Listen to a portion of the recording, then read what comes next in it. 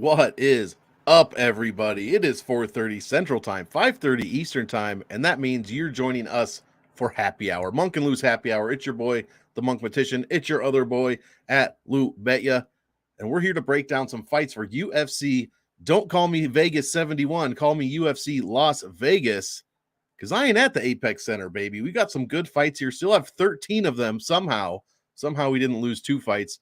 This turned into a real fucking a journey during weigh-ins today, Lou, didn't it? We had show, Monk. It's an absolute shit show. Jared Gooden misses weight by 7 pounds, and everybody's like, oh, it's okay, short notice. First of all, it's not okay. 7 pounds is fucking crazy. And then right after that, Ricardo Ramos misses weight by 8 pounds. 8! Who could have missed weight by more than Jared Gooden? It's Ricardo Ramos. That fight is off between him and Austin Lingo. The Harris Gooden fight is on, no matter what you've been seeing on Twitter as of now. It is on. Catch weight fight. Priscilla Catch-a-Weight, a fighter. That's what we're going to do for this one. And that's how we're going to open this up, Lou. But first, how are you feeling? What is going on today? Are you ready to get into this card? We still got 13 fights. Here's what I don't understand.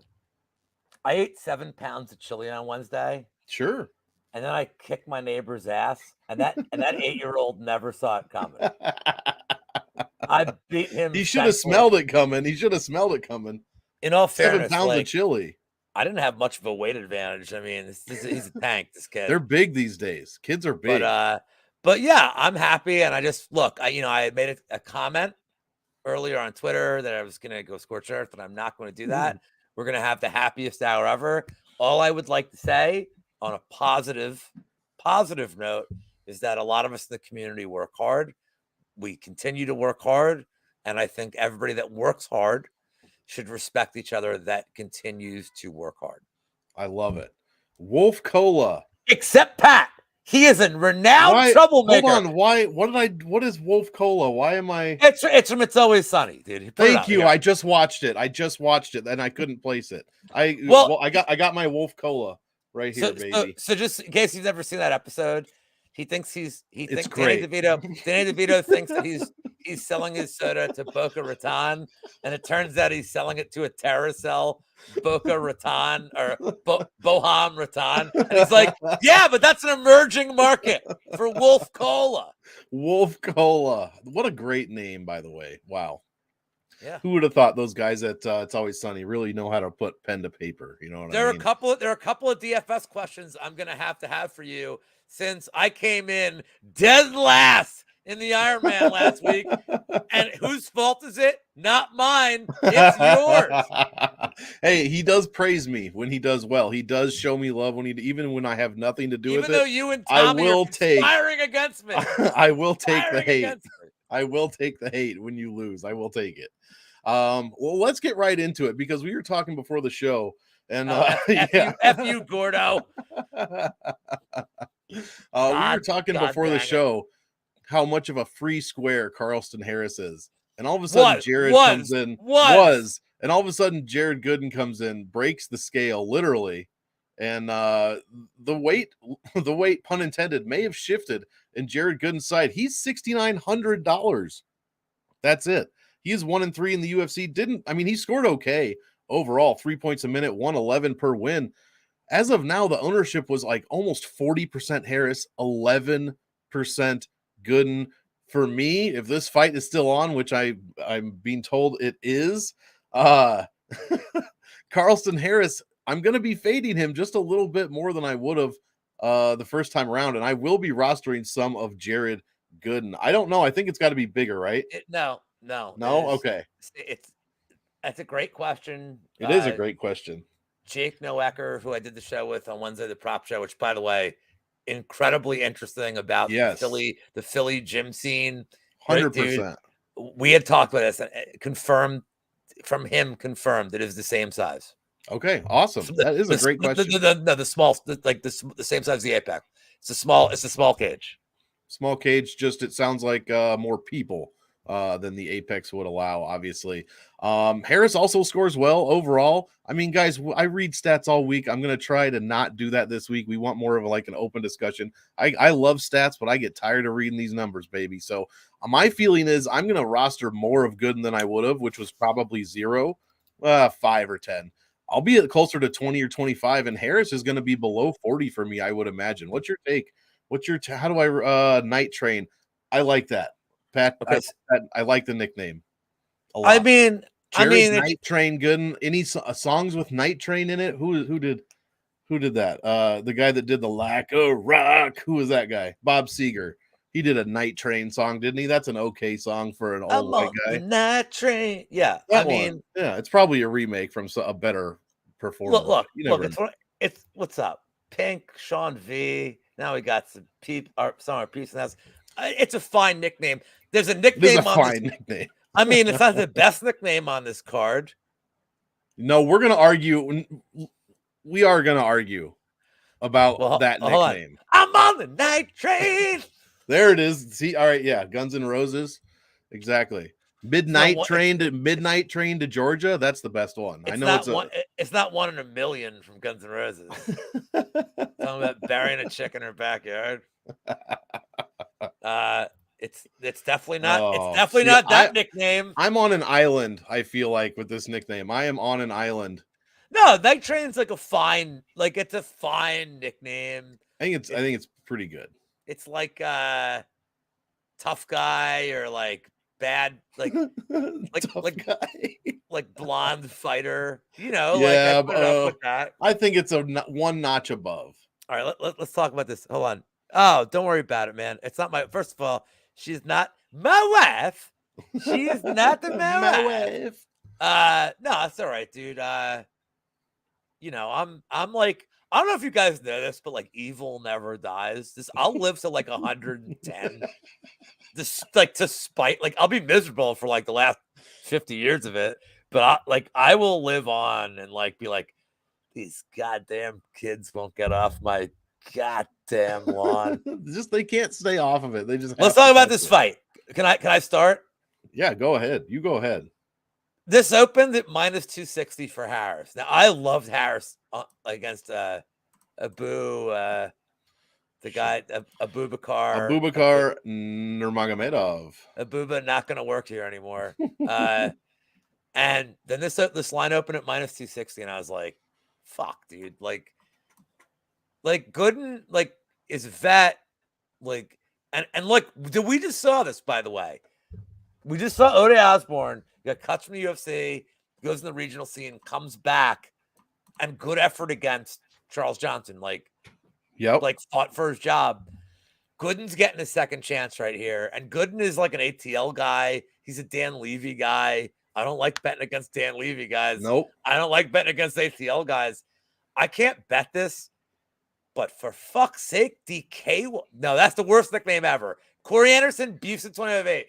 It's the worst nickname of all time. And even Joe Rogan on air was like, oh my God, who told him? Joe Rogan said, who told him to have that nickname? And then he went to overtime. It's like, oh, that's great. Great. He's like, you know what? Such a neutral fucking nickname. Oh God, Justin. My nemesis. Justin is in the chat. He's whatever. Justin's my dude. He shows up in all things. We appreciate Justin being here. That Philly and me. Yeah, I know. I mean, I can't bet this fight. If anything, I'll tell you right now, I'd favor overs. If anything, I think Gooden can kind of survive. But Monk, just tell us what to do at DK here, because me and you talked all week. Well, Harris is a free square. And in case you guys don't know, I'm just going to steal Monk's thunder for a second. If you get a guy who's priced and then he gets a replacement opponent, Harris is -3 something. So his DK salary, just no matter what you think he'll do, his DK salary versus money line necessitates a play. But Gooden is the second cheapest guy. Third, is he third? Canetti, is there another guy cheaper than him? Yeah, who 6,800? Who's the lady fighting? It's who's fighting Aldrich. Are you Norm Macdonald? Who's that lady? Who's that lady? Lipsky. Lipsky. Yeah, That's he's the one. 6,900, and like Sexy lady. he's Sorry. 6,900, and like in a win. What's his ceiling? 90. Well, He's he not scored get- one. He scored 111 in his only win, and that's how I calculate ceiling. So, But he's not getting a finish here. I don't think he's getting a finish. probably not. So yeah, what's probably 80 to 90. But he's 6,900. But he's 6,900. Monk, take it away. And how the fuck do we play this fight? This number right here, it says ideal score for optimal value. That is his salary times whatever the average value is for everyone that's made the optimal lineup since 2021, which is about 13.3x. Jared Gooden only has to score 91, less than 92 points to be considered his ideal score for optimal value. He probably needs to score less than that, in truth. So yeah, I like Jared Gooden here at 6,900. I mean, the value, like you said, flipped to Harris once the replacement came in, because he was about 150. Then he jacked up to minus 300, and his salary stays the same. Then Gooden comes in. He's only at 6,900, and now all of a sudden he misses weight by 7 fucking pounds. Here's what's going to happen. Likely nothing will change from this weight miss. Carlston Harris will probably still roll. Exactly. And that's the issue here. Jared Gooden, Monk, this. Exactly. That's too low. I just think and I might be eating some, some percentage of exposure here, but I think you have to go over now a little bit, at least on Jared Gooden. I'll be adding a little bit more of him to my lineups. I don't like that Justin and I are agreeing immediately, but that's, yeah. I mean, that's pretty, like, he's kind of right. And by the way, shout out to Justin. Justin and Sean are in like a lot of chats that we do his shows.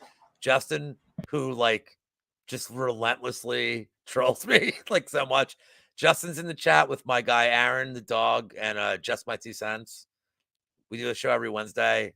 He's there. It's almost as like disturbing as the show, Monk.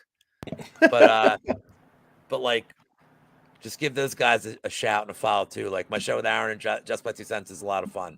Like, oh yeah, these are my two most consistent shows. I just got to give a shout out to my two guys for that. Like, I'm taking this hat off now. I'm not quite sure why I put it on, and now it's and now my fucking headphones look like, there we go. And I'm sober. I am completely like, this is sobriety. It's weird, I know. Yeah, well, whoever, I forget who it is, one of our viewers is always asking for ownership. If you can see it, if you can't see it, go ahead and ask. But it is these two numbers here. The top number says 39, that goes to the left fighter. The bottom number 11 here goes to the right fighter, and those will change each time we change his fights. As you can see, I'll probably be about the same on Harris, maybe a little less, but I will be adding some Gooden at 6,900. 7 pounds. I can't believe they're allowing this fight. And everyone's like, oh, it's okay. He took it on short notice. So you knew he weighed in at 185 2 weeks ago, man. Come on. Tyson Nam going against Bruno Silva. I'll start this one. Ownership is pretty even, as I'm sure a lot of people are on Tyson Nam this week. I'm personally like the Bruno Silva side. I don't like that it's been almost 2 years since he fought. He's 8,900, but what I like about him most is he's made the optimal lineup 2 out of his last 2 fights. Both of his past 2 fights, he made the optimal. He was fighting Victor Rodriguez and JP Bays, so, not exactly a murderer's row. Tyson Nam, almost 40 years old, Lou. A young man in our eyes, but not as far as the UFC goes. I think you have to target this fight in general. You have to play it. I think the winner scores very well and can make the optimal lineup. Silva's averaging 130 per win, and Nam's averaging almost 109 over his past 3 wins. So, Lou, I personally think these ownerships are too low. 16 for Nam, 18 for Silva. I'll be way over on both, but I'll have more Silva than Tyson Nam. Silva's not even 9K this week, and I'm looking to fade a bunch of those guys. So give me some Bruno Silva. Give me some Tyson Nam. Give me some violence in this flyweight fight. What do you think about this one? I'm in GPPs. I'm actually going to be overweight to Nam. His salary versus his win condition is like, I mean, every time he wins, he gets 100 points. Yep. And I also think he's going to be completely underowned and undervalued in the field. So earlier in the week, I had leaned Silva by decision. And as the week went on and the more I thought about it, I completely flipped course here. I don't like the layoff from Silva. I understand, by the way, and I understand your perspective with Silva. Like, whoever wins, I think, scores incredible here. Silva is going to win by decision, but a Silva decision means he got grappling going for all these rounds. I'm going to give you guys a bet that I like here. And I only have 3 bets that are tracked right now, and we'll get to them as we go on the card. We'll get to them. By the way, I'm up 19 units this year. People don't think I know what I'm talking. Yeah, I know. People, oh, Uncle, dude, stop sleeping on me. I'm good. I just don't brag. Like, I don't use Twitter for bragging. I use Twitter to talk about yam bags. Oh, and by the way, guess who hit his yam bag shot last week? Cameron Simon to the house. There we go.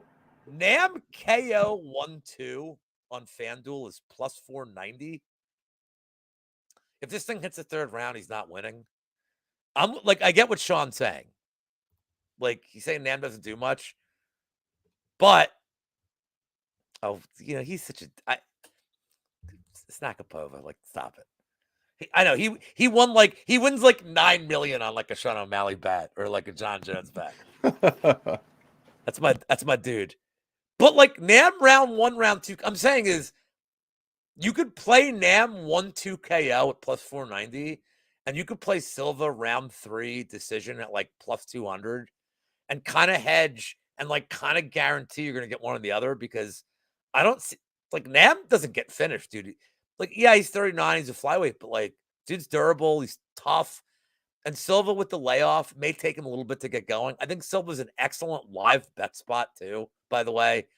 I don't expect Silva's first round to be good after a 2-year layoff. You might get him at even money going into the 2nd round. I think that's a great way to play it. But Silva decisions plus 200, Nam KOs plus 330. This round 1, round 2 KO at 490, though, it's got a lot of appeal. Now, Nam, I know he like capitalizes on his opponents. Like Ode Osborne tried like an Eddie Gordo thing, like a spinning B button, X button shit. And Nam caught him on the way down. But like, Silva hasn't fought in 2 years. Why are we assuming that Silva won't make a mistake? And if Nam, and he does, Nam will capitalize. So I like as a prop the round 1, round 2 KO for Nam. Just my 2 cents. Let me tell you, Monk, do you know just my 2 cents? No, I don't think so. So he's Mr. Arkansas. And okay. And Monk, if you have a point, his response to you is going to be like, let me tell all y'all motherfuckers. That's my dude, man. Every Wednesday. That's my guy, man. He's funny as shit. I'm flipping my pick to Nam because I like the price of the round 1, round 2 KO. But I am with you, Monk. I think you kind of have to play. But look at the price point. Oh, aren't they both like pretty solid price point wise? I think so. Yeah, I definitely think so. Yeah, I mean, like I said, Silva's under 9K and Nam is way down there at 73. Like in a 20 max, I probably have like 70% of this fight. Yeah, I'm right there with you. I love this fight. I think you Nam have to target is so cheap, dude. Like, yeah, 7,300 on a card where I don't like a lot of dogs too. Like, yup. No, he's just my 2 cents is my Mr. Arkansas. I know he's not Mr. Arkansas, but he's my Mr. Arkansas. I knew he'd appreciate that. Next fight, we've got Tony Gravely at bantamweight fighting Victor Henry. I mean, this guy's got hair for days. Makes a guy like me almost blush just thinking about it. Lou, what have you got for this fight? Why don't you start us off here? So, man, I got a problem with this fight because let's talk about Victor Henry. How do you cap him? He's a dog. I have no idea. Big dog, he wins. Big favorite, he loses. Now he's even money. Gravely, I've had some success on in my career betting on him. So let's talk about like what the big issue here is. That everybody says it's Gravely's cardio. So when does Gravely's cardio fail? Well, he fought Basharat, and that was a grappling heavy. Basharat is like so good. Javid Basharat's like really good. Oh yeah. And he tired him out. But Gravely had a grappling match with Simon Oliveira, and his cardio looked great. 11 takedowns. So if cardio is not an issue, how do you cap this? I would favor Gravely. Mm-hmm. I think he's the more well-rounded guy than Henry. Henry may have the optics of volume in the 3rd round. What I would tell people is this. I have no bet on this fight. And I won't even make a pick for the show because I'm not going to have a good idea here. But there's no reason to bet Henry pre-fight. Henry is you either bet him live after round 1 because Gravely's not going to look any better than he's going to look in round 1. He's going to have more volume. The optics are going to be there for Gravely. You may get Henry as a live entry at plus 200. And if you're going to bet Henry, because I think Henry round 3 will have the optics. But I would rather take, it's weird. If you ask me to make a bet right now, gun to my head, I would take Gravely. But Henry may have the optics. I would say take Henry like live, but there are better fights in this card to bet. Sean's like saying, why does he like Gravely so much? I like him too, dude. In a vacuum, I really do. Like, Henry doesn't, you know what like bothers me here? Henry doesn't work the body a lot. He's a lot of headshots. Yep. And like, how do you tire Gravely out? Like, it's either wrestling or like dude's working the body. Like, I don't know that Henry's gonna gas Gravely out. Like, I like, you know what the best bet is here now that I'm thinking about it? Here's your split decision prop, dude. Exactly. Yeah, Sean, here's your split decision prop, dude. Just bet the split. Like, yeah, Henry's there. Nah, I don't know, man. I don't know that Gravely's going to go to too much grappling here. Like, it's such a fucking bullshit fight, dude. I hope he does. You're not owning this fight, are you? I'll be right back, but you're not owning this fight, right? I'm hoping to own the Gravely side of things for sure. I mean, he's one of the best DraftKings scorers historically on the entire card. He's made the optimal twice out of his past 2 fights. 5.5 a minute almost. 123 per win. Average value of almost 14. We're getting numbers like that, and he's $900 under his average salary.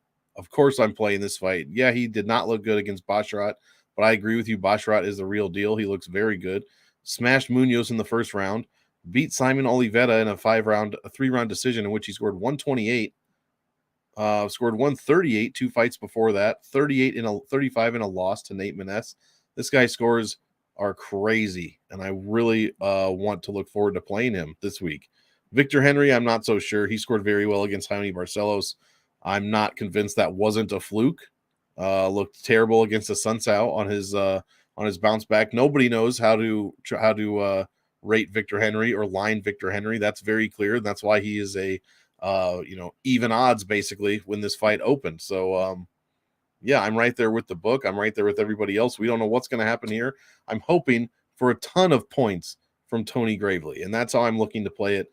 The ownerships are very high for this fight. 27 for Gravely, 29 for Henry. I'm pretty sure I'll be well under that for Henry, and I'll be well over that for Gravely. I can't not play at least Gravely, and you have to play some Henry. Gravely or Gravely? Monk? I don't know. It's spelled Gravely. Do you know who the other Tony G is? No, I don't. From poker, this Aussie Tony G. You don't know Tony? I don't know him. No.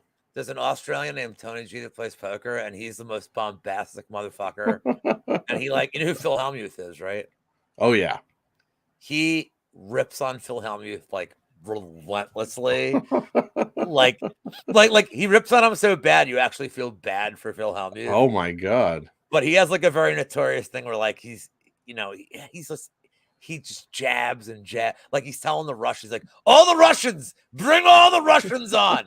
I kill him. But he's all in on a hand and he has like 5. The dude has like ace king and like got the ace king has like 30 outs and he's just sitting there. He's like, I'm gonna win because I got the big hat. I have the big hat. And then and the river gives him the win. He goes, I got the big hat. The big hat. He sounds Tony awesome. G. Tony G's the man. Look this guy here we up. go. Randy coming in punny. He is Tony Grappling. I hope so. Yeah, Randy. I'm right there with you, Randy Bell. Oh, I mean, Monk definitely hopes for this. Yeah, 100%. And it'd be nice to get a rebound after that Basharat fight. Henry, I don't trust him. What's his takedown defense?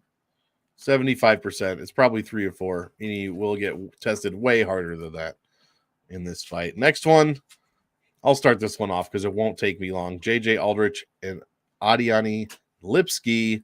I'm going with Lipski on this one. I don't know how JJ Aldrich is $9,400. Not sure how you could play her at all. 78 points a win. She's 1,400 over her average salary, average value of 9. Remember all those things I just brought up for Tony Gravely and said, and he's this much under his average salary. Of course I'm playing him. Now flip that sentence around completely, and that's what you get for JJ Aldrich. No way I'm rostering her at all. I don't care if she gets the Cachoeira first minute knockout over Lipski. I will not roster any percentage of her. Lipski is currently 8% owned.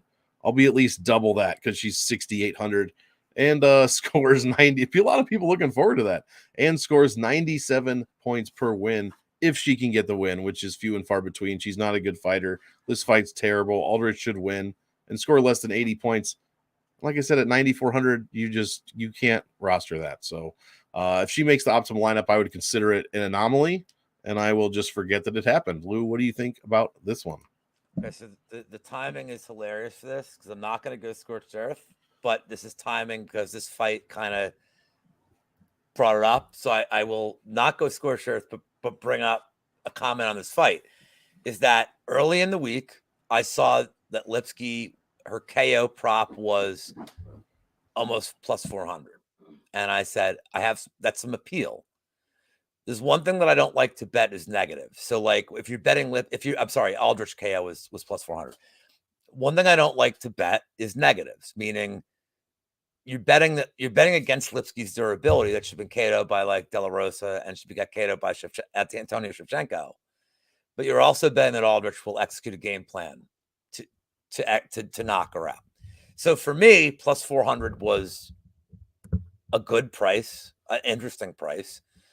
Plus 250 or plus 215 in the distance. For me, there's no insulting to anybody in the community. I personally can't get behind plus 200 or plus 2XX for this fight. And somebody on this thread said something that they did not like, and that's okay. They're entitled to their opinion. I'm going to respect my coworker here and not comment any further.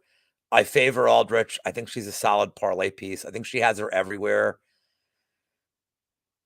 But like, I need more than plus 2 something to bet her in the distance. And like, I'm never getting to women's MMA at minus 300 something. Like, I can't. And guys, guess what? You learned your lesson last week. If you had, Valentina, like you can't make these bets. Like, and it's not just women's MMA, but like also it's especially women's MMA. Yeah. Like you just don't know. It's weird. And like, just my 2 cents is directly insulted. I mean, hey man, you guys have Twitter accounts. You can go look if you want. And I'll leave it at that. Like, and you'll know that I was not unreasonable in any of my exchanges, is all I have to say. But the pick is Aldrich, never betting her at this number. And I mean, 90. I think early in the week when you first posted your salaries, I was like, oh my Lord, Aldrich at this number. What a world we live in, dude. Like, right, Monk? Like, yeah, I agree. Sorry, my girlfriend. She's Lipski, putting pillowcases on pillows, and I was trying to. What is that? Line? Well, I'm old, but Lipski versus Lou. But Marley, clam bags would be in play because I'm a dirty old fighter. Not a dirty old man. I'm a dirty old fighter. Right. So if I had to like be like, oh, I'm hurt, wham! Needed the clam bags for relief. The old Paulo Costa. I would say Lipski. Give me 5 minutes to recover. Conservatively, let's say, because Lipski fights professionally and I'm an old weirdo, I'd say Lipski minus 2,500. That sounds about right. Conservatively. But like, if I land a clam bag shot and she's compromised, I'm at like on the live line, like plus 150. Yeah, this is a good point by Sean here, but I just can't. I can't. No one's gonna play her because no one should play her. I mean, she's either she might make optimal, but it won't be on my lineups. You're either relying on her, no value, of course. There's no value on this number. I mean, you're either relying on her to be finish dependent, Dirty Dan. You're either relying on her to be finish dependent or grappling dependent. Right. And we haven't seen either one in her career. 94 is like this salary is no joke, dude. Aldridge could score over 100 points and not be able to make the optimal lineup here. Well, that's a real thing. Monk, you can salary voodoo me all you want about like the 9,400 salary, but like my counter argument is it's JJ Aldrich. It's exactly. She counteracts all that, and it is very good. But yeah, she Vegas to the box. Next fight. Speaking of fighters, we think will win but cannot possibly roster. Hey, Mario Batista. Who said we agree on this fight? Oh, maybe not. Mario Batista against Guido Canetti. Why don't you start us off with this one? I assume you like Guido. I threw $20 on Canetti round 1 KO at plus 2,800. Oh shit! 2,800.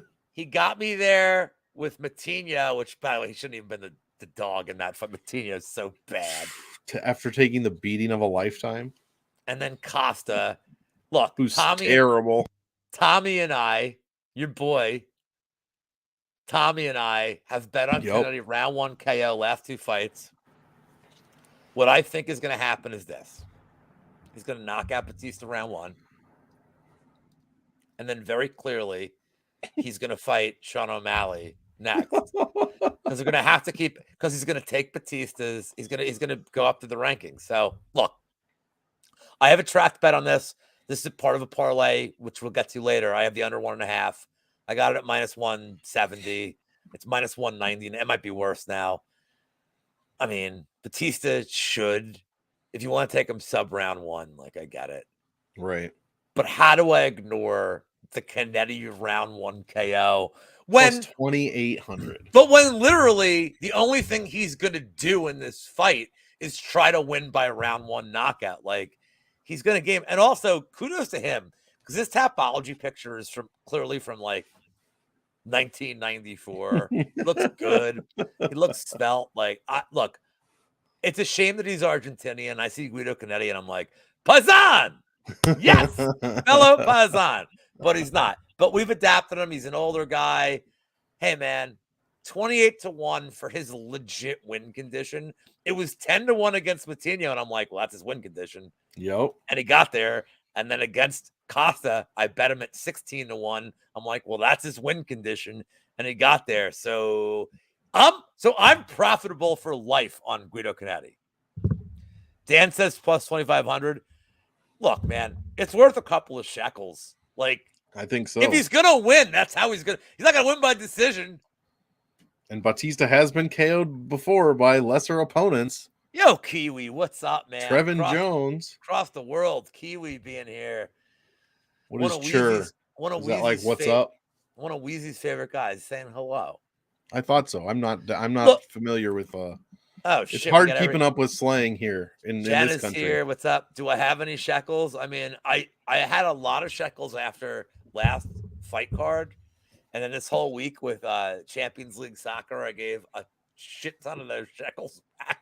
Like, brutal bad week for me, like with Champions League. But I have like 2. They always get it back. I'll throw one of them on Guido here. I mean, look, man, 28. Look, a draw is 50-1 in any given fight, and a yam bag's 20-1. This is right in the middle. Yep, I love it. Hold on. Here we go. Oh, in a bar fight, I don't. Monk can sit out. Monk can sit out. Let's say, have you ever seen the movie Airplane where John Candy gets in the mud wrestling contest? I'm like Marley. I'm like a human tornado man of like fingernails and teeth and shit. Like I ain't even Monk there. Just stay out of my way, dude. I'm like the Tasmanian devil. Like next thing you know, and there might be sex involved. It's weird, dude. It'd be weird shit. Yeah, but then we'd look up and Aldrich and Lipsky would be nowhere to be found.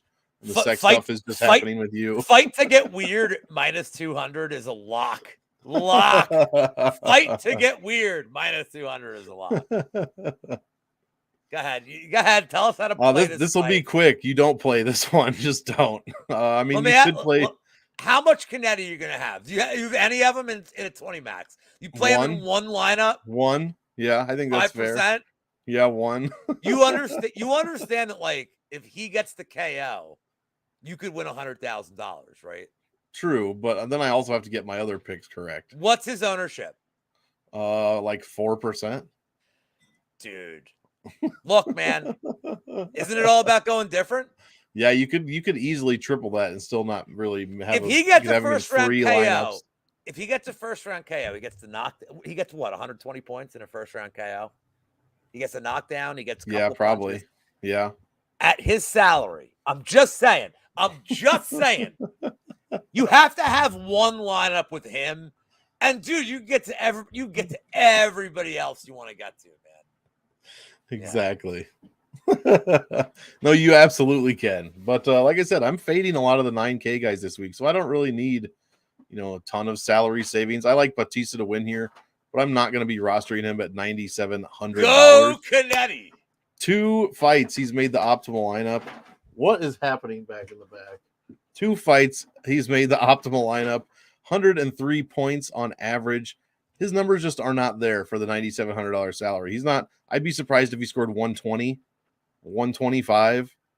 His numbers are fantastic, but they're just not where I need them to be. If he was 96, I'd consider it, but 97, I'm fully out. We've only seen the salary twice. Once with Joe Pyfer, he didn't come anywhere close, and once with Jailton Almeida, who did make the optimal lineup. Nice. Did make the optimal lineup at 9,700. But yeah, it's only 2 fights. Congratulations, by the way, to all our Massachusetts fans, both of them. Mm-hmm. They finally got legal gambling, and it's all of them. It's like DK, FanDuel, all of them. Like, dude, congratulations. Like, and if you guys should give a big thanks to Matthew Holt. If you don't follow him on Twitter, Matthew Holt runs US Integrity. Yeah, not. By the way, that's a great show. Great reference, Steve Holt. Great reference to Arrested Development, if you guys don't watch it. But Matthew Holt, who runs US Integrity Gambling, has been working tirelessly for like years to get state-by-state gambling. Like, so congratulations, Massachusetts. Like, I'm really happy for you guys. Like, I've played Keno there in hotels before on business trips, and it's like, Jesus Christ. Yeah, that's rough. Well, I don't want to play Keno. No, who wants to play Keno? I mean, I do, because like I like to gamble and I'm there. Sure. But like, if my options are that or anything else, it's like, yeah. Here you go. This is for you. Oh, sorry. Go ahead. No, I don't. I think it's going to take 125 plus for him to be optimal. Easy. Round 1 sub with like almost 3 takedowns, right? Yeah, you'd need 3 takedowns and several ground and pound punches if you're not finishing in the first minute. And even then, I mean, man, that's going to be tough. You're going to need literally a 1-minute finish, I think, to make optimal. Unless you're Jailton Almeida, but we all know that he's not Jailton. Batista is not Jailton Almeida. No one is. Almeida rules all. Next fight, Josh. Exactly. This is exactly who I was thinking of when we said Keno. He's dead in that movie. That's why you can't play. He died playing Keno because it was so freaking exciting. Josh Fremd, Cedric Dumas, if you will. No, it's Dumas. It's Dumas. Is it Dumas? It's not. He's not from the Bayou. Huge vig. I think he's from Florida. Huge actually. vig. They're like, you know what they tell you? No, don't do any cards more than 5 numbers, because if you win more than that, you gotta like take the card to like. No, they tell you gotta take the. Just do the 5 number. You gotta take the card to the state capitol. Dude, I was waiting for my car to get repaired. I did like 12 hours of this, like got hammered, and like after the whole thing was said and done, I was up like $7.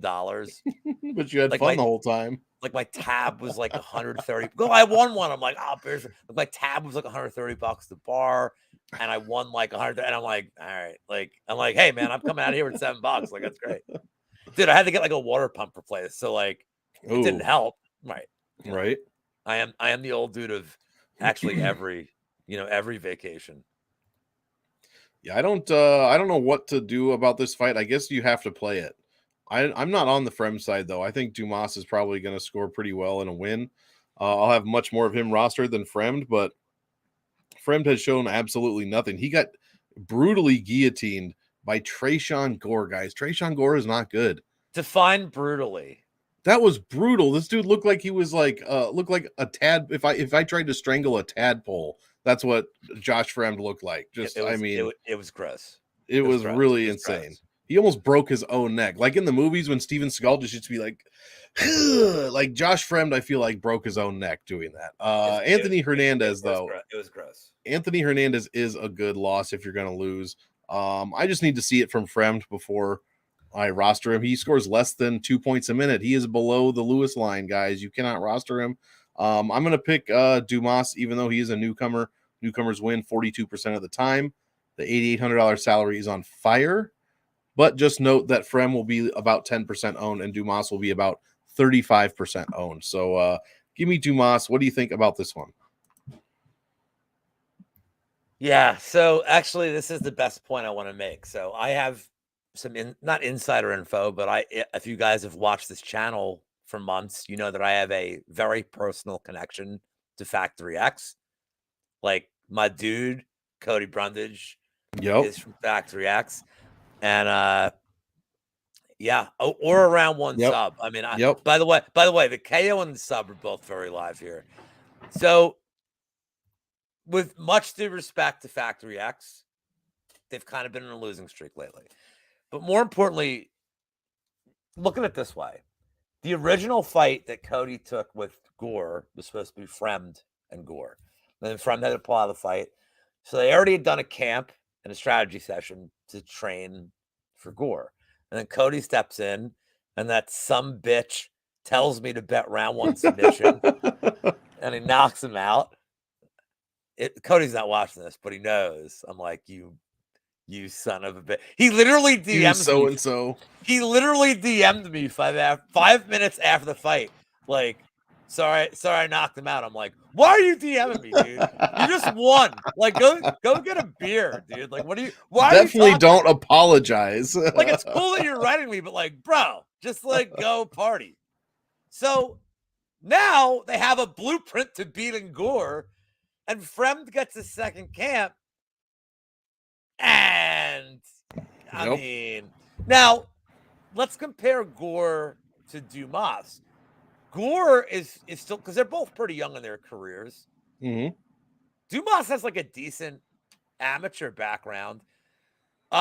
Some of the stories I've heard about Dumas are like hilariously awesome. He's like, I don't want to do jujitsu. Like, I just want to beat.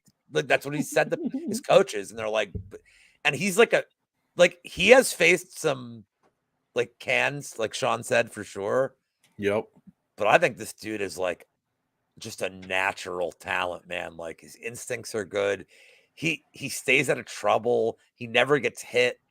I don't know how Fremd puts him in trouble here. I think Dumas just absolutely makes a statement here and stomps him. Is in the distance line is minus 125. I'm here for it. This dude is like, I don't really like backing guys that don't have UFC experience to like win the distance. But man, Dumas is just going to come out here. I'm high on this guy's talent. I'm not high on his personality. I'm not high on some of the things that are out there. I hear he's a difficult human being to root for. Oh yeah. Well, hold on. Well, this is fair statement then. Yeah, he stays out of trouble in the cage. He does not stay out of trouble. He stays out of trouble outside the cage. He goddamn loves it, I guess. I've heard a few stories. But I don't know him personally. And our dude MMA Locker Room did an interview with him, which actually was really cool. Really, like a real interview. It wasn't like fluff questions like some of the other people out there. Like, it was like a real I like interview. that. I like locker room stuff a lot of the time. Dude, I mean, he doesn't hold. Yeah, Locker Room's a good dude. Yeah. He don't pull punches. That was a sick interview. Yeah, Dan, he's a psychopath, but like, I like betting on psychopaths. Like, I'd rather bet on a guy who like is gonna fight for my money. And I can't say Fremd will. Look, guys, there's not a lot of information either way on these guys. Like, Fremd's still young in his career too, and Fremd can make adjustments. And I love Factory X, but like, man, like they just took in Marquez, and Marquez, like, I didn't like the game plan there. Like, I don't know, man. I like the talent I've seen from Dumas. Tread lightly on this one, guys. Like, but Dumas can do it from a KO. He can submit him. Dumas has got pretty well rounded. He's early in his career, and like, there's something. I feel like there's something special about this kid's talent. I don't like a lot of the other extracurriculars, but I like Dumas here, and I think that I don't know what his ceiling is. Dumas past this fight, I'd be curious to see who they give him if he gets like a convincing win. Because this guy's this division, I think, will just absolutely like murder him. He'll throw Gerald Meerschaert his way. I think Meerschaert would if Meerschaert doesn't get bonked, Meerschaert would wreck him. Right. By the way, if he fights Meerschaert, auto GM3 round 3 submission. Oh bet. Easy. Auto bet. Plus 1900. No, they're starting to. You think they're onto it? Well, the Silva, when he fought Bruno Silva, it was I think it was plus 13. They're starting to, they're starting to they're not letting me get away with this 25-1 shit anymore with GM3. We'll see about this is the best way to describe him. This is literally I think he said his favorite band is Faith Plus One. John Jones? No. Oh, is he talking about Jones? Or is he talking about Dumas? Do you know who Faith Plus One is? Yeah. Butters' band. Butters, Token, and Cartman. Yeah, that's right. Well, they're all looking in different directions. I was fading Fremd. He kept his Sean. It's so weird. This is the problem. Everything Sean. It's funny that Sean said two statements that are diametrically opposed, and they're both correct. He looked so good against Fluffy. Fluffy looked tired. He actually tired Fluffy out, and then against Gory looked like we're talking about Victor Henry before. He looked so good, and then he looked so bad. Hey man, that's why it's a guessing game. That's why we're doing our best. Especially with these newer fighters, you just don't know.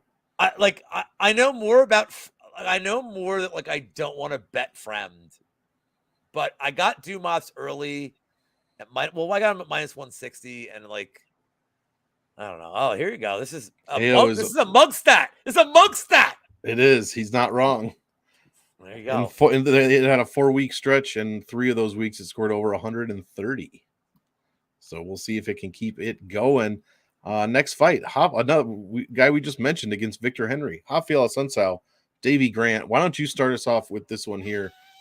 The old man fight, as it were. Yeah, I mean, Grant took some time off, and I don't blame him because every fight Grant was in was like a fucking war. The Smolka fight was and he got tagged. I have a bet on Grant round 2, round 3 KO at plus 500. Ooh, I love that.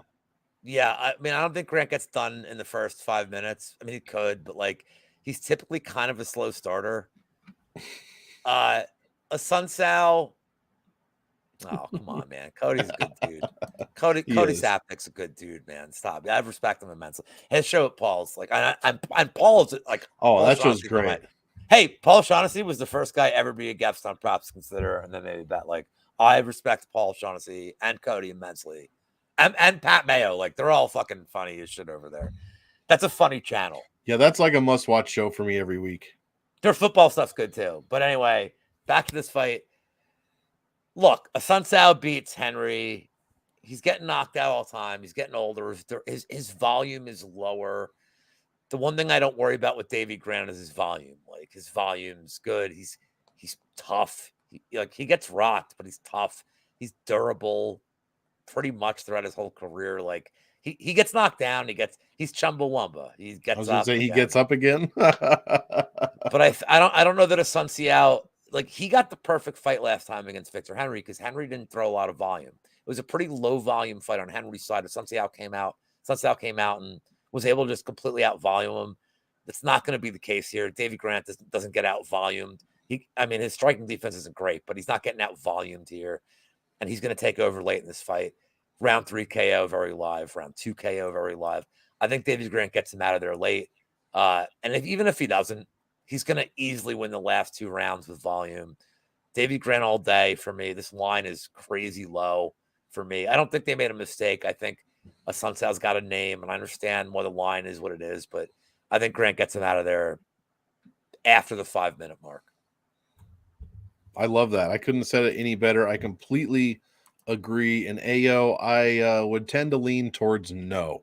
I'm going to be fading Assunção for sure. He's barely over 2 a minute, only 75 per win, or that's in his last 1 win in his career. Of course, that's the wrong thing. Just give me one freaking second because I'm Always behind perpetually. 72 points per win. That's it. So I'm fading a Sun Tzu here at 7,700. Seems crazy. I like Davey Grant to win. I like Davey Grant to win either by decision or late in the fight, just how Lou described. That's exactly how I see it. He scores about 96 per win. That could be good enough, but I generally think that he's probably going to score about 80 in a win, and it's just not going to pay off his salary. Both fighters are over their average salary. Sun Tzu's 420 over. Davey Grant is 750 over. Yeah, he does like getting subbed, and Sun Tzu also likes getting finished. He has been finished in 3 of his past 4.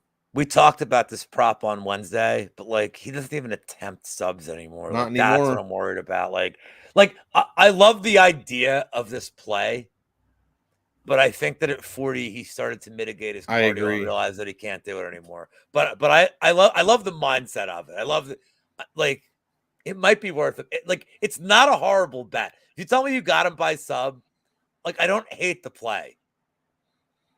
He And you does have like me at getting plus subbed. 950, Monk. You tell me plus 950. Yeah. That's I'm interested. as Brady would say, that's a bet you can set your watch to. Yeah, for now, ownership is 15 to Sun Tzu, 19 for Grant. I think that's probably too high for a Sun Tzu. Maybe about right for Grant. I'm going to see what it ends up being, and I'll make an ownership play and either go above or a little below. But I don't think this fight generally scores well for DraftKings. Another fight that, well, at least one side doesn't score well for DraftKings. Neither side scores well. Yeah, probably not. Rukish Breshki, as best fight odds would have you pronounce his name, going against newcomer Carl Williams. This is simple. I can't stand Breshki at all. I'm not playing him in any lineups. Give me Carl Williams for the huge wrestling upside, but I think he's going to take this dude down one time and lay on him. Then he's going to take him down once in the second round and lay on him, and once in the third round and lay on him. It's not going to score well at all. Carl Williams put up 87 in his DWCS win after scoring almost 4 points a minute. So I'm just fading this fight in general. I do not like this heavyweight fight. I'll be concentrated on the other heavyweight fight, the co-main event. I think it's the co-main event we will be talking about, but not Carl or not Lucas Bresky, and maybe a bit of Williams. Right now, the ownership is 14% Lucas, 27% Williams. I'll be at 0 for Lucas, maybe 30 for Williams, but maybe less than that. I just do not like this fight for DraftKings. Is there anything you like? Any lines jumping out to you? Any plus 950s on this fight? No, I have Williams. It's funny. I have Williams in a 2-leg parlay I put in Monday with Ramos. So now I just have like a chalky bet on Williams. I just want to take my allotted time to talk about how shitty Jimmy Lawson is. Jimmy Lawson is the Penn State wrestler that's not named Bo Nickel. Yeah, yep. That faced Carl Williams in the Contender Series and landed 1 strike. I had a bet on Jimmy Lawson in that fight, and I just want to let you know I hate losing bets, but there's some relief of knowing your bet has lost 30 seconds into a fight. Because I knew 30 seconds in that fight, I lost that bet. It was done. Williams was like 30 pounds less than Jimmy Lawson, took him down immediately, and Lawson was like immediately got. He death gassed on the takedown. He's like, I'm done. And then the second round started, I was like, oh my God. He looked like the dump that Cormier takes like every morning. That's what Jimmy Lawson looked like in that fight. It was brutal, man. Carl Williams' takedowns weren't great. So on the other side of this, Bresky is off the asparagus that he was on, and he looked like roly-poly, if I can use that old-timey. Like he needs to go to the apothecary. Roly-poly. He needs to go to the apothecary, and then I don't know, Monk. Maybe afterwards, maybe to the haberdashery for a nice little Abernathy's apothecary. Yeah, go to the haberdashery, get a hat. Yeah, times are tough. I like a good haberdashery. Times are tough for the 1920s, man. the Charleston just started. Yeah, prohibition's ruining the world. It is. Yeah, Carl Williams by stupid decision. But Carl Williams by like the easiest decision ever. Yeah, this is going to be a nothing fight. Carl Williams by they're booing him in the third round, and you love it. Hold on. It's my dude Mason. By the way, if you've never watched Mason and Dave Millhouse, Please go follow them on Twitter. I did the props with these two guys. These dudes are. It was one of the most hilarious, weird prop shows. It was a goddamn blast. Mason's a cool dude. Well, we're gonna get to the pleasure man in a second. Like, fuck you, Mason. Mason's killing it, dude. Mason's one, dude. And he looks like Tom I'll Brady. have to check it out. Well, he Oh, looks like, even better of a reason. No, to check that it makes out. him kind of a dick. He's too handsome. He's too easy handsome. on the eyes, though. Come on, bro. He's too handsome for this space. It's unfair. But we had a great time on the prop show with this, and we were talking about the Cody Garbrandt decision. Me and him were on that this week, and like, I don't know if you saw my Twitter, but like, when Cody was easily up 2 rounds, that third round they're booing. I'm like, I am drinking these boos. Your tears are delicious. Like, boo, great. Keep booing. I'm up 2-0. I'm up 2 rounds to nothing. Keep booing, hoes. Like, love it. And I think that Carl Williams they're gonna boo the shit out of this in the 3rd round. They're gonna boo the shit in the 2nd round. Yeah. And if you have a Carl Williams decision ticket, you're gonna slurp that up. Give me the booze. Give me the booze. I was saying boo earns. It's like the best result. You're like, oh, they're booing because they know I won. Because the decision prop is perfect. Yeah. Speaking of booze, I'm on an island booing to anyone that can hear me about this man's nickname, the Pleasure Man. Anton Turkali, get out of here, the Pleasure Man. Going against Vitor Petrino. Why don't you start us off here? Which side do you like? No.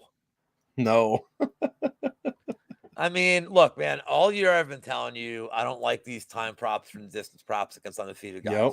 I've been and you don't become up 19 units like a fucking god. You sure don't. Like the unwoke god. I'm definitely How many events are we? Only in like 7 events. I know, and I'm killing Bet Brady's show, but because I'm just I had Malarkey decision. I mean, come on. I'm not good at this. I'm not. I'm great at this. Is what I mean. No, I'm kidding. I'm kidding. I kid. Anybody watching this?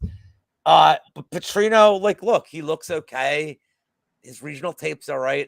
His grappling's like, His power is real. Pleasure Man. I mean, look, man, he's running over dudes in the regional tape,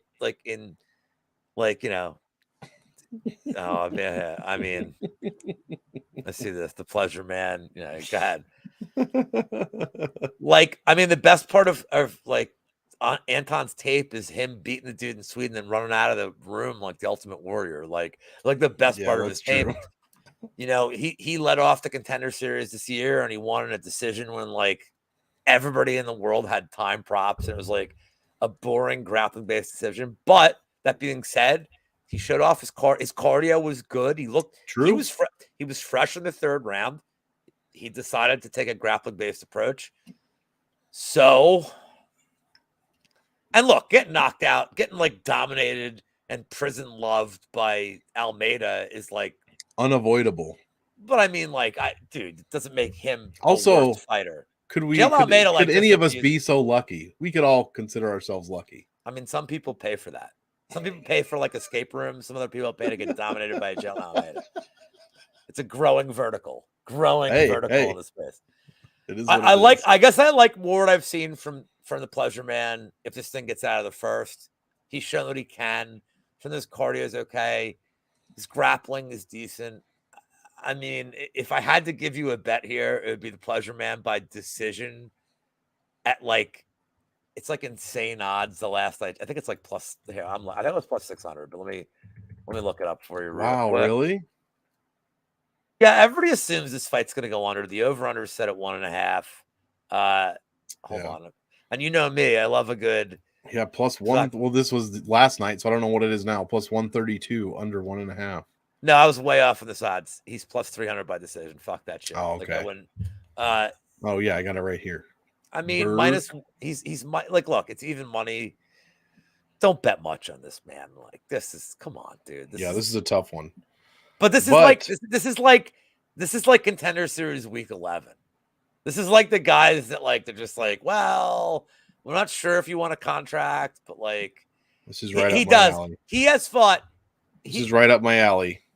Just my 2 cents. cents. Have you He's seen got the worst strength of schedule numerically on the card by a mile. Do you know the guys he's fought?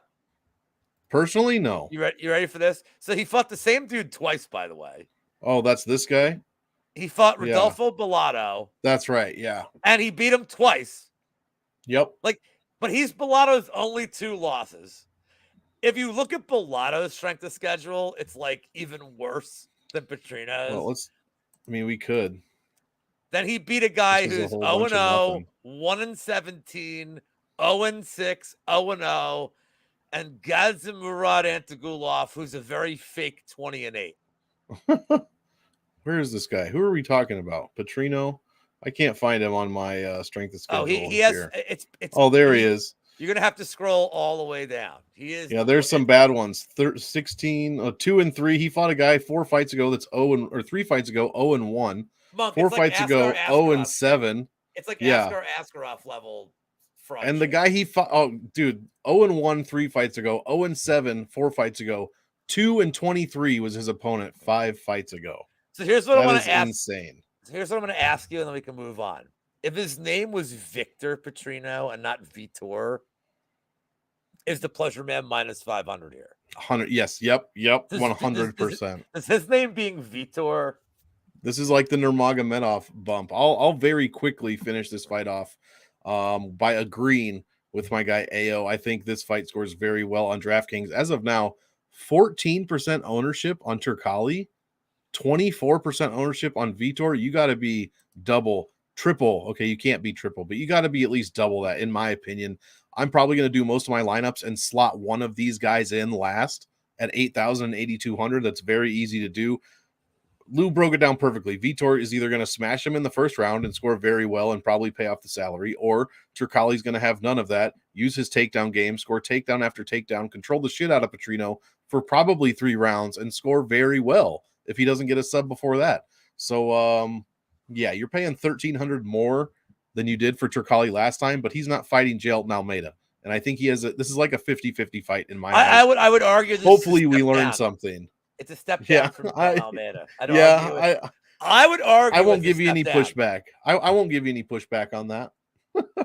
It's a small step down. I agree with my guy AO, man. You got to play this fight. I think this is a great fight to target. And according to the numbers, it's going to be under-owned. Monk, this is the kind of fight that makes me hate doing DFS. Exactly. Yeah. And we got another one. We got another one of this card I know you hate. The Span Krylov fight.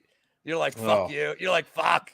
I like it for DFS. Kind of fight, I just don't want to talk about it. At least with that fight, it's like I know what to expect.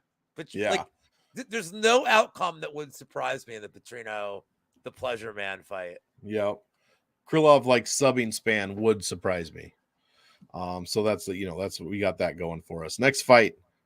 This is a big fade. Well, this is either dog or pass for me, as they say. Yeah. For DraftKings, 9,100. Excuse me. Saeed scores 1.8 a minute, 94 per win. I'm not interested in that at all. Nothing from Saeed interests me. I will have 0% of him. Excuse me. I just drank apparently the wrong drink of Coke Zero. I don't like Nurmagomedov at all. I probably won't have any percentage of him, to be quite honest. At 9,100, I'm going to full fade this guy. Give me some shots on on Jonathan Martinez here. 7,100. I think we're getting tremendous value, even though he doesn't historically score well. Only 82. Vitor Martinez. Yeah, Vitor Martinez. Even though he doesn't score well, only 82 per win in his last 4 wins.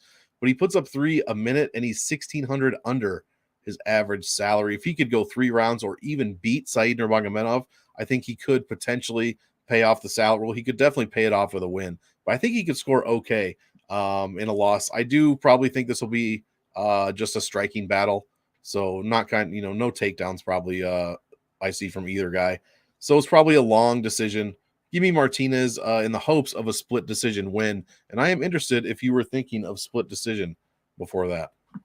Oh, and last thing, ownerships, 20% Nurmagomedov, 13 for Martinez. I'll at least be flipped on that, and probably more Martinez than 20%. Whoops. Yeah. Can we leave this comment up here? Yeah, let's do it.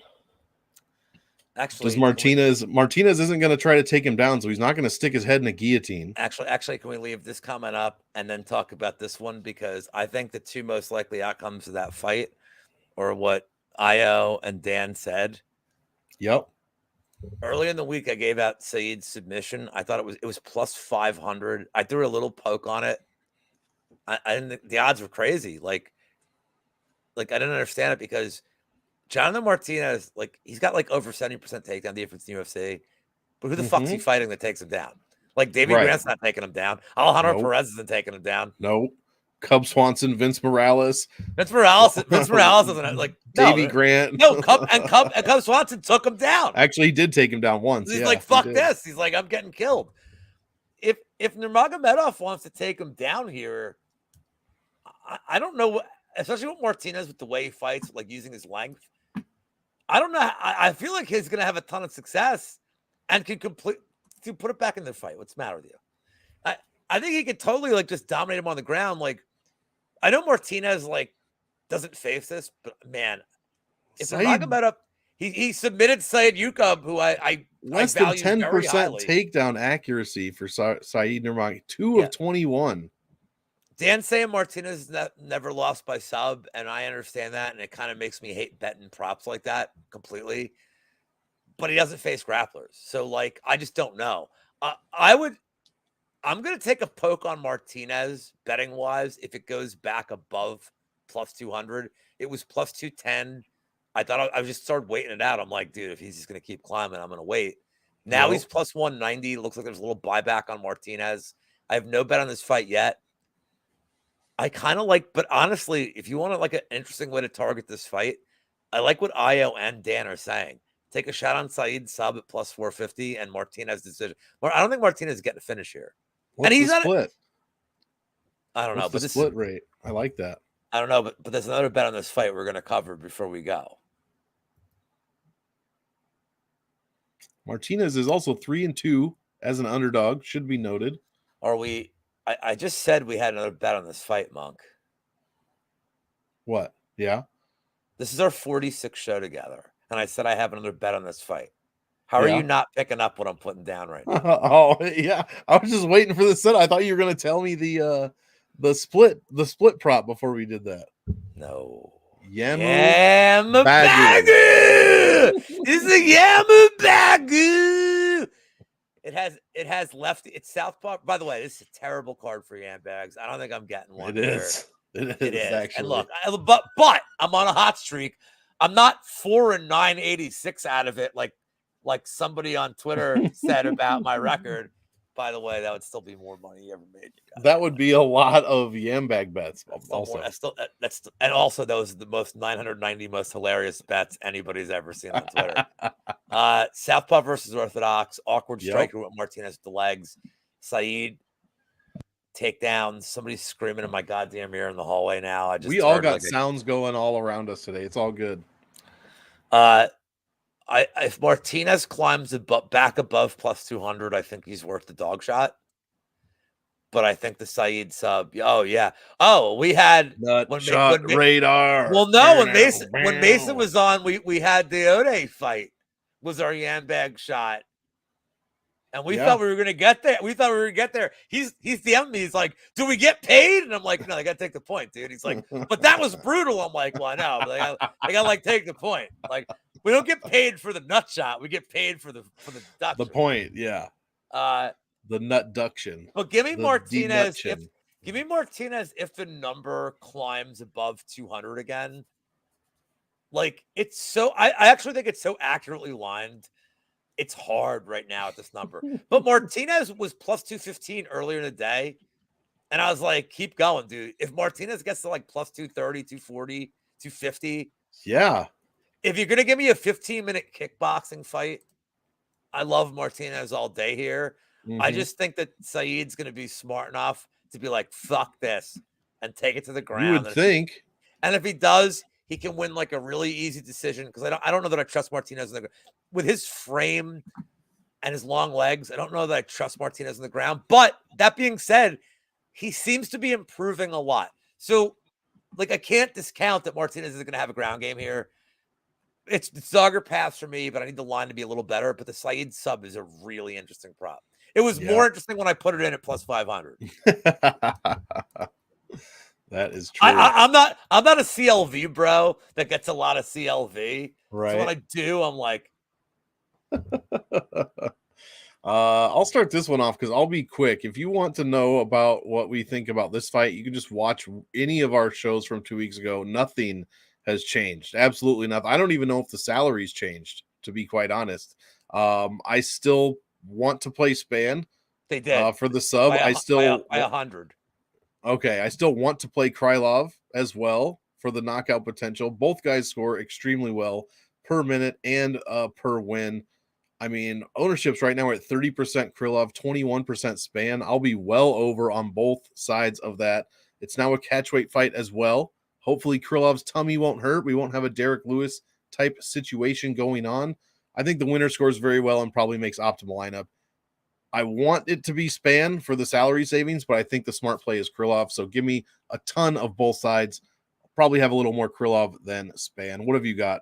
Has anything changed for you on this fight? I have the under 1.5 in my biggest play parlayed with the Batista under 1.5. It's a 4-unit play, like plus 150, whatever. Nice. I also gave Watts combined. It's a two-leg parlay. Right, plus right. 150. It's not great. I also weeks ago said I love the Span round 1, round 2 sub. I thought it was crazy mispriced. It was plus 800 on FanDuel. It's now plus 750. I'm about it. As Joe Gatto would say. Yeah, rowdy. Did you say as Joe Gatto would say? Yeah, from Impractical Jokers. Like I think someone named Master P said that a few years bore Joe Gatto. Yeah, but Joe Gatto is also a guy in his 40s. That's Make him Italian. say, Lou. Make him say, Make him say, He's a guy in his 40s that has weird hair and a big nose, just like this motherfucker. If you can believe it, I used to go to Target. You lie! Week. You are a liar! You never week. went to Target in your life. And I would buy the latest No Limit album. And they were dropping them like once a week because everyone on that label was garbage. Were they dropping it like it's hot? No. I think that was. Am I doing this right? I mean, yeah, I'll give you points for it, but that was technically the Big Timers and Lil Weezy. Actually, no, it wasn't. It was Juvenile, but I think he was on. Hold on, the Big Timers and Uncle Weezy. No, and Lil Weezy. Did I say Lil Uncle? Weezy. No. I thought you said the Big Timers and Uncle Weezy. I'm like, that would be amazing. And now all I can visualize is like the rap scene, and then Weezy being there. Manny Fresh, Baby doing this, and then Weezy. In the background. I just can see Weezy there with all the rappers being like, "That's right, hoes." Like, "That's right, bitches." All right, I think my girlfriend has her headphones in, but like, can I just interrupt and say, her big joke with me now is, and I'm older. I don't know what the fuck based. Like, I understand what based means. but I don't really know how to use it. And like, so like, and she doesn't have any fucking clue how to use it either. Neither one of us is any. Babe, she's not listening. Her headphone. We're talking about based. We're talking about based. She's like, fuck. She just gave me like, I'm out of this conversation. But randomly during a conversation, just look at me and be like, based. And that like ends the conversation because I'm like, all right, whatever that means, like, must be good. So like, I see people tweeting, and I'm like, what the? I don't know what the fucking. I'm getting to the. I know I'm old because new slang. Like, not only do I not get it, I mean, I get it, but it like angers me, and that's how I know that I'm old. I'm like, you shouldn't be able to say that. You know what word I want to bring back? Scrub. Like, everybody was a scrub when I was younger. Well, the problem was they didn't want no scrub, and so that ruined it. Now everybody's goddamn. Yeah, I want Buster. Scrub. Bring back Buster. Right. So anyway, I'm on the Span side here, and the last thing I'll add to this is that this fight's at 215, and I find that this is important because you're getting guys that have to go through another cycle of weight cuts. Span is a naturally bigger guy. Krylov's coming off the stomach thing. My buddy Wiz had some like whack ass medical theory, which is actually really interesting about like, like it's actually really interesting. I'm not like ripping on Wiz because I think this is like a really interesting thing that he brought up. When you have food poisoning and your body feels like shit for 2 days, when you're done, your body feels like even better than your body feels like tremendous, like the Purge does. Wiz brought this up on his breakdowns. I thought it was an interesting point he made. But the fact that it's at 215 when Span can just be like, cool, I'm like been ready. Right. Give me Span to get a submission. Dude, the round 1-2 sub, I gotta stick with it, man. Like I think the being at 215 favors Span.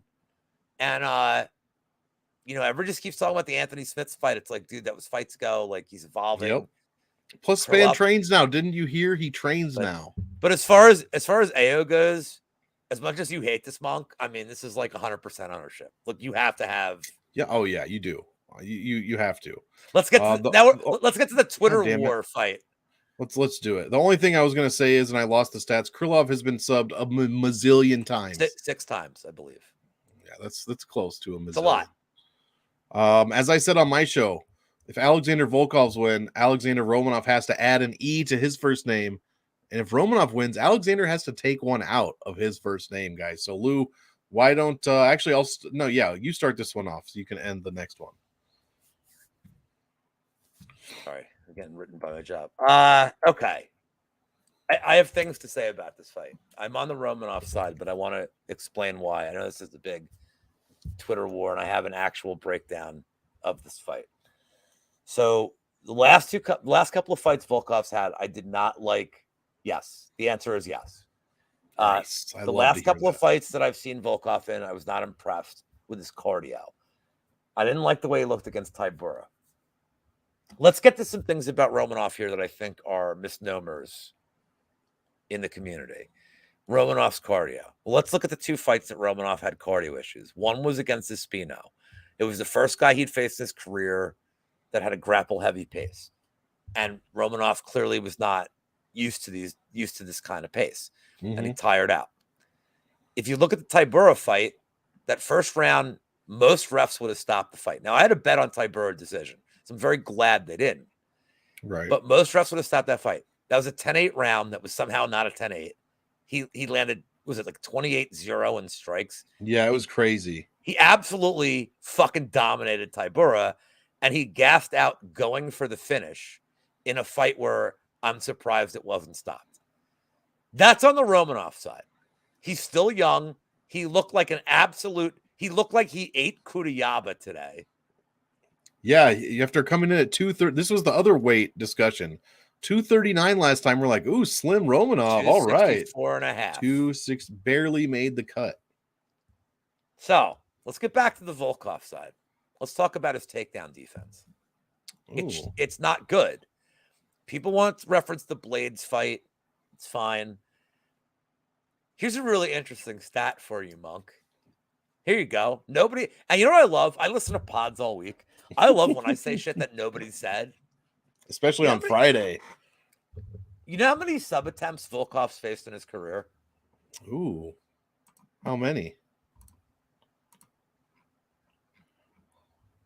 That many. One. That many. Yeah, one. Who was it against? That I couldn't tell you. Tom Aspinall. Oh, yeah, and he failed miserably. He lost by sub. It was violently crappy. Yeah. If you're telling me that Romanov is going to get a takedown in the first minute of this fight, spoiler alert, he's going to get a takedown in the first minute of this fight. And he has 4 minutes to work with against a guy who I don't think has good submission defense, who hasn't looked great in his last couple of fights. I think Romanov abso-fucking-lutely murders him in the first round. I see people all week. I know this is like the Twitter war fight, and I should let anybody listening to this know I am like 2-20 in Twitter war fights. Like I am not good at this, the Twitter war fights. I understand that Romanov's a gasser, but I don't think it's going to matter here because I don't think it's getting past the first 5 minutes because I don't like what I've seen from Volkov's takedown defense. His get-up game against Blades, who's just a fucking... Yeah, key lock's a good play, Jared. Just exactly. The last two comments, for sure, 100%. Yeah, I mean, I think that like the Dan Severn! A Dan Severn reference. Dan the Beast! Wow. Jared Curry, you win the happy hour this week. Former National Wrestling Alliance heavyweight champion at age 53, Dan all-time mustache in history. Yeah, also. Yeah, Don Fry's mustache can suck it. You know, compared to Severn, 100%. So I broke down a couple things. I know you guys aren't here for like my expert breakdowns, but like I feel like I'm the only one in the community that like can actually look at this fight this way. Like everybody that's on Volkov is like, oh, round 2, round 3, and like, and on our prop show, I want to put this out there because Jake Noecker on my prop show this week. By the way, go follow Jake, great dude. Gave me some insider info that Romanov, since that like his last fight, has been strictly working on his diet and his cardio. Now, you can tell by his diet, I guess that means he's eating people, humans. He's eating. He's now the proletariat bear of Moldova. He's eating everything in Moldova. I don't know. So I don't know if I can agree with Jake now, seeing his that he's the definition of definition. Yeah. But also, if you're going to weigh that much, the strategy is going to be maul. And I don't think Volkov. Then you can hibernate after. People are talking about like Volkov knocking out Verdum. Dude, that was in like 1962, man. Yeah, like, that was before the wall came down. I think Romanov is like, and the one thing we gotta say with Romanov is round 1 of every single fight he's ever been in is him going out there and just wrecking a bitch in the first round. Like whether he wins or not, the strategy is him. Yeah, he does. The strategy is him just going out there like Romanov. The strategy is take somebody down. And go for it. So I played round 1. It's plus 275. I played round 1 sub at plus 550. That number has come down. I mean, round 1 to me is good enough because ground and pound. I mean, dude, he's very live for ground and pound here. He was 20 pounds lighter against Tybura. I'm telling you, Dan. And he didn't look great, so might as well hold put on. that weight back on. But I'm telling you, first round, yeah. But I'm telling you, there's a lot of refs that stopped that fight, man. Like, there's a lot of refs that stopped that fight. He absolutely dominated him in the first round. Who was the ref? Do you remember? Some asshole, probably, because I had Tybura decision. What's his name from the San Denis fight? Vlashislev. Fuck that guy. All right. Anyway, that's the analysis. I agree and I have Romanov in like every lineup. Yeah, agreed. It makes me feel better about all my Romanov. You can't roster Volkov. No, you can't. He doesn't do anything. If he wins a decision by throwing like Russian things, what does he get you? 80? Exactly. 82? Like, he's not paying. He's 10xing. Sure, he's 10xing, but like barely. And even then, it's not going to do anything. Do you think having a bunch of dudes at 10x in the slate's going to win you? I don't think it's going to win you a tournament. No. We're gonna need some dogs to come through. Last week, we there saw are tournaments where that happens. There are tournaments where that happens. Oh yeah. Last week we saw what happens when all favorites won except for one, and only one 9K fighter made it, and it was the one that a lot of people were on Loic. But if I handed you a list of all the 9K fighters last week and I said circle the one that's making the optimal lineup, a lot of you, including myself, would not have picked Loic to be the one guy. I completely agree with the Romanov. I think we're getting him at a discount here. In fact, we're getting him at $520 under his average salary, guys. 4.5 points a minute, 105 per win. His average ownership is something crazy. Like, I think it was like 40-some%. Everybody was all over this guy, and all of a sudden he loses to Tybura in a fight that probably should have been stopped in the first round, like you said.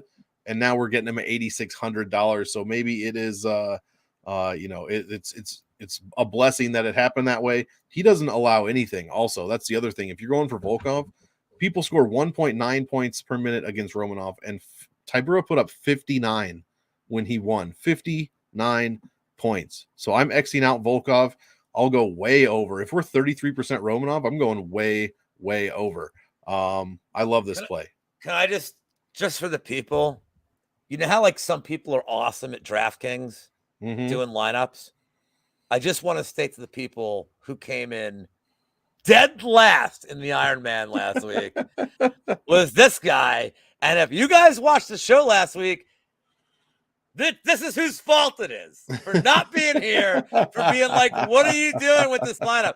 By the way, I played Rebovix, and he still scored 45 in a loss. Scored very well. Well, I was like, dude, for like, what, 7,200? I'm like, okay. That fight like, scored amazingly. I'm like, not bad. And then and then it just got. By the way, he was my second highest scorer in my lineup. Oh, Bo no. Nickel was my highest scorer. Oh, no. Ribovics was my second highest scorer. Whoopsies. Yeah, I should have been there to talk you out of that Bo Nickel. Right, you set this one up. I'll be right back. Sounds good. Last fight. Jason Herzog was reffing last time, Dan Hamilton. All right, now does it tell you right now today who's reffing tomorrow? Because if it's Jason Herzog, I'm gonna have to rethink some things. Next fight, Peter Yan. All right, Jason Herzog. Yeah, I want to find out who's reffing in the fight tomorrow as well. Peter Yan going against Merab Dvalishvili, guys. This is about as close to a must play as you could imagine. Unsurprisingly, I love Merab too. That is unsurprisingly not what I was going to say, but unsurprisingly, Peter Yan's ownership 54, Merab Dvalishvili 42. If you can do math, that is 96%, guys. The public or projections are almost 100% on Yan. And you're right. I try not to talk about stats all show. Bear with me for 1 second because I am a stat boy and I love Dvalishvili's stats are crazy. 5.5 points a minute, 114 per win in his last 5. In his career, it is, and this is not linked, I apologize. In his career, 120 overall. So he has dipped a little bit. He only allows 1.5 points a minute. He's $1,800 under his average salary. Average value of 13.38x, which is right where we want to be with our optimal value. His ceiling is 150. Statistically, the only higher ceiling is Peter Yan, and that's only because the way standard deviation works, that's just his high score he put up against Aldo. So it's not even a real ceiling, to be honest. I think Merab does have statistically the highest ceiling on the card. I mean, one of the best DraftKings players of all time, guys. Better than Gravely, and Gravely is way up there as far as DraftKings guys go. Merab has been doing it steadily for longer. All that said, I can't not talk about Peter Yan, even though I personally don't like him as a fighter. I will not be rooting for him this week, but he scores very well, guys. 3.76 a minute, 131 on average over his last 2 wins. In his career, it's 107, and he's putting up almost 4 points a minute. He's right at his average salary for me. 12.33 is his average value. And he doesn't give up any points either. Both guys throw in a ton of takedowns and control time. Guys, if you want more stats on this fight, please watch my brand new show on the MonkMMATics channel. It is Game Theory : Main Event Dissection.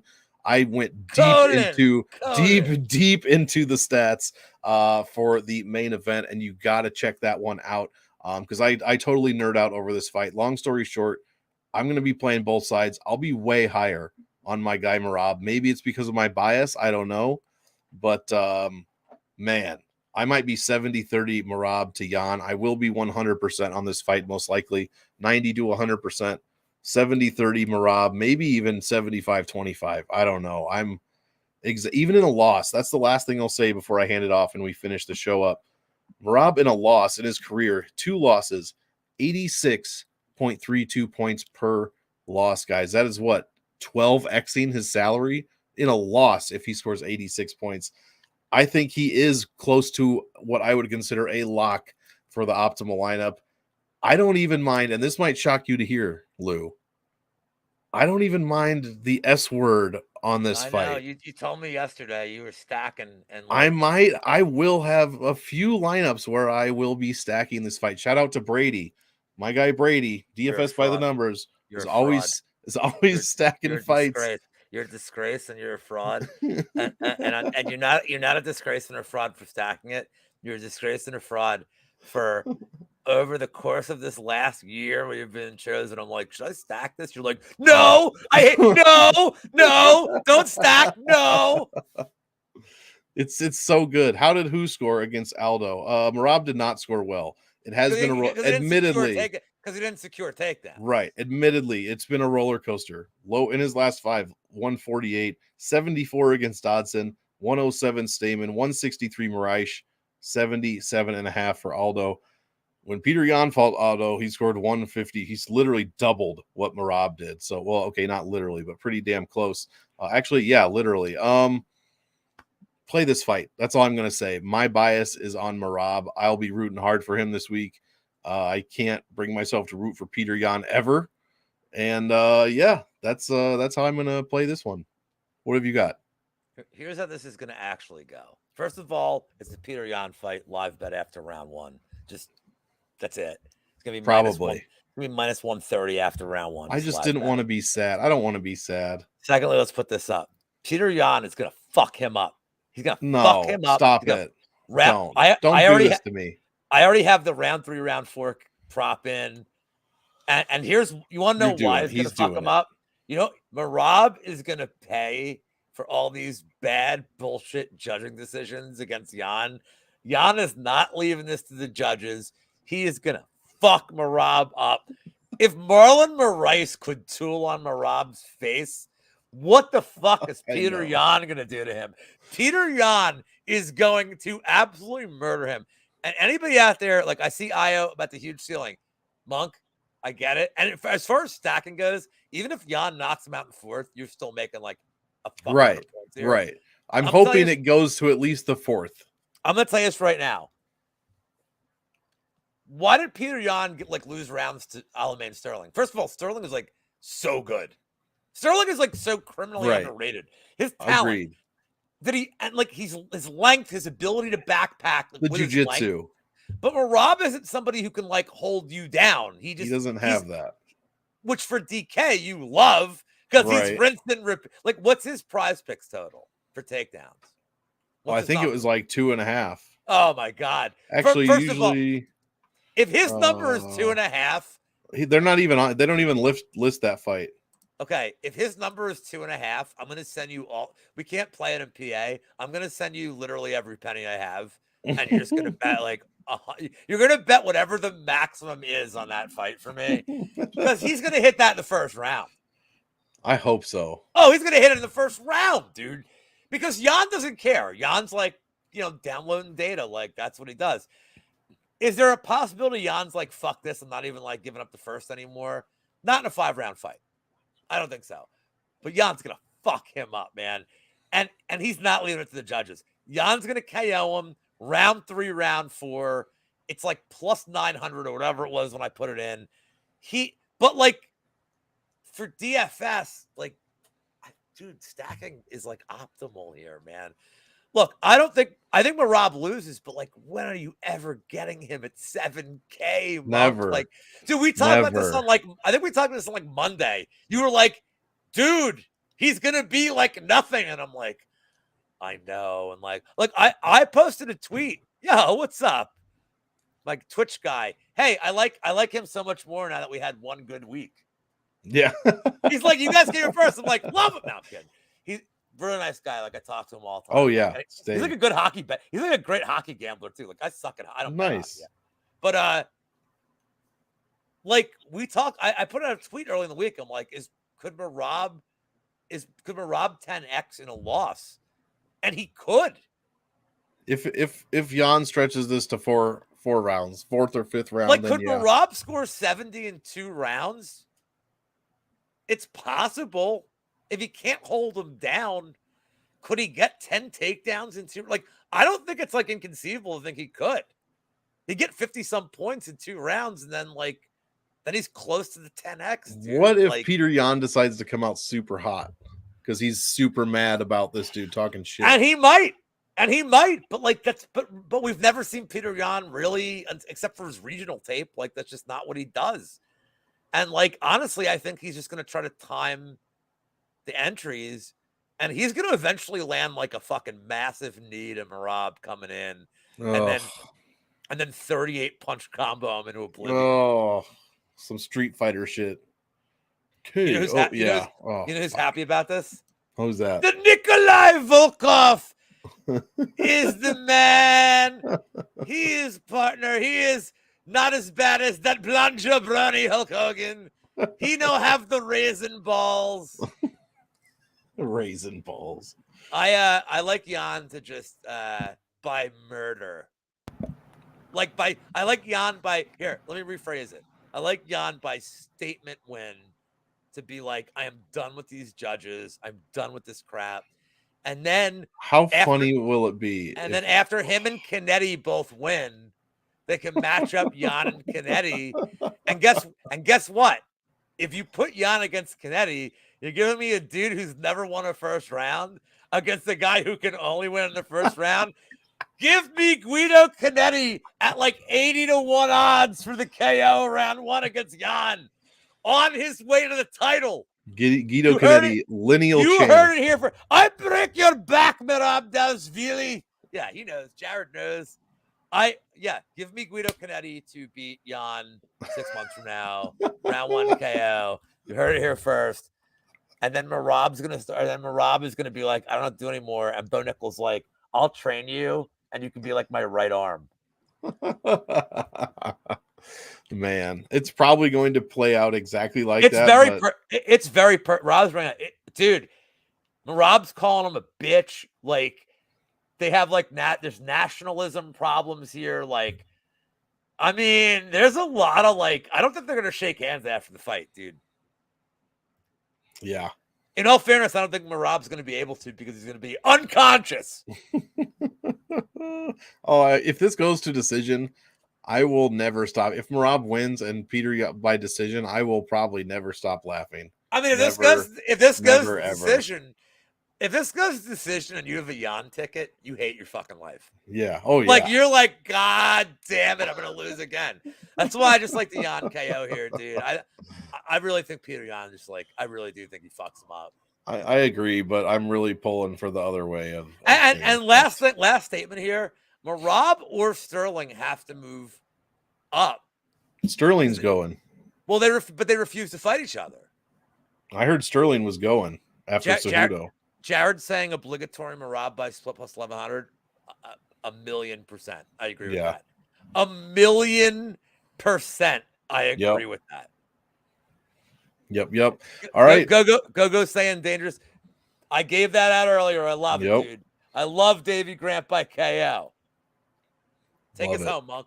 Let's do it, man. We got all 13 fights. What a good show for a Friday night, just to get you started with a little bit. That's why we're the happy hour here. We're just getting you a little started, a little amuse-bouche to start your weekend off properly. Get some food in you. You fancy human being. I know, right? Get some food in you. Then get the real happy hour going. But guys, be sure to check out any of my stuff on my channel. Check out the MMA Engine. Check out Lou with Props to Consider, and then maybe Bet with a fantastic guest this week. I mean, we've got stuff all over. Brady Weezy's doing stuff. I think Brady's going live here any minute on the MMA Engine channel. So with all that said, do you have anything else you want to promote, Lou? Anything else you want to say before we get out of here? No. Follow me on Twitter. Good. All there that we crap. go. Good luck this weekend, guys. Yep. Good luck on your bets. 4 shows away from 50, Monk, which I think is like it's crazy getting close. Impressive. It's getting close. By the way, that card is if we don't miss any what more is shows, that? Holloway Allen. Ooh, okay. And it's not a Vegas card either. It's like right. It's in like St. Louis or some other ghetto fucking shit city. They have an arch. What are you talking about? All right, Lou. Those McDonald's. Yeah, they got 2 of them. Guys, we will get you out of here on that. For me, for Lou, I want all of you to enjoy the fight. So enjoy, and we will see you in the next one. Peace out.